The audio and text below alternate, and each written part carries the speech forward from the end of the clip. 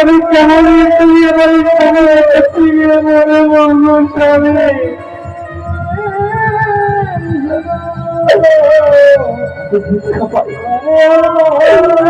ডাকাতি সবার মুখটা নিয়েছে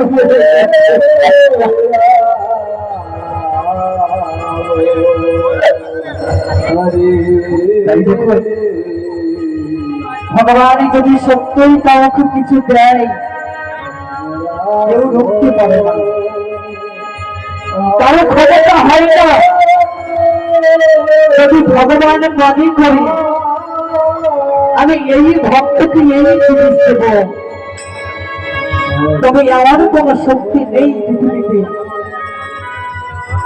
তার জন্য কিছু জিনিস নেই। কিন্তু ভগবান যদি বলে আমি ওকে দেব না, তার সাধ্য নাই, তার সাধ্য নাই সেই জিনিস দিতে। তাই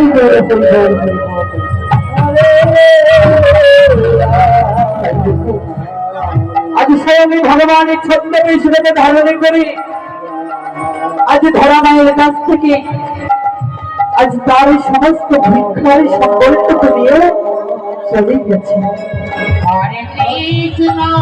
তাই ভগবান মনে মনে স্থির করছে, তাই তো আমাকে যখন মা, আমাকে যখন বাবা বলেই যখন আমার ডাকে, এই জগতে তো আমার, এই জগতে তো আমার সবাই সন্তান, কিন্তু যেই সন্তান আমাকে যেমন ভাবে ডাকবে আমি তাকে তেমন ভাবে উদ্ধার করব। তাই আমাকে যেন ধরায় আজ মনে প্রাণে দিয়ে আমায় স্মরণ করছে, এমন ভক্তির যাকে আমি স্মরণাতে থাকতে পারি না। তাই ভগবান এক পথ দিলেন, ভগবান গল্পবাণী করছি, ভগবান এক রূপ ধারণ করে বলছে, শোনো তুমি চলে যাও, ওই যে ওদের এক নদীর ধারে এক মুদির দোকান রয়েছে, সেই মুদির দোকানে তুমি অতিথি সেবার সাথে সরত কিছু পাবে। তাই যখন তার কর্মে শুনেছি আর বিলম্ব না করে ছুটতে ছুটতে ধরা চলেছে।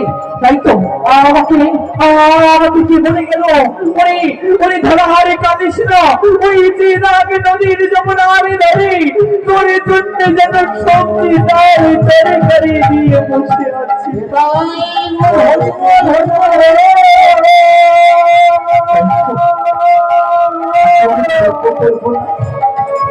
আমি চাই, আমি যাই, আমি তো অতিথি সেবা দেব, আমাকে তো অতিথি সেবা দিতেই হবে। তাই ঘর ছুটতে ছুটতে চলেছি আর সেই নদীর দোকানে।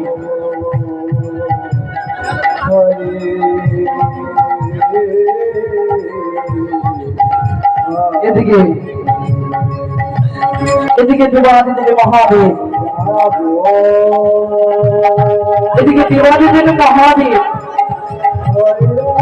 ভক্তকে পরীক্ষা করছে। আজ ভক্তকে কেমন করে পরীক্ষা করে দেব, আজ ভক্তকে কেমন করে পরীক্ষা করবে আপনারা দেখুন। তবে আজ মহেশ্বর প্রবেশ করছে।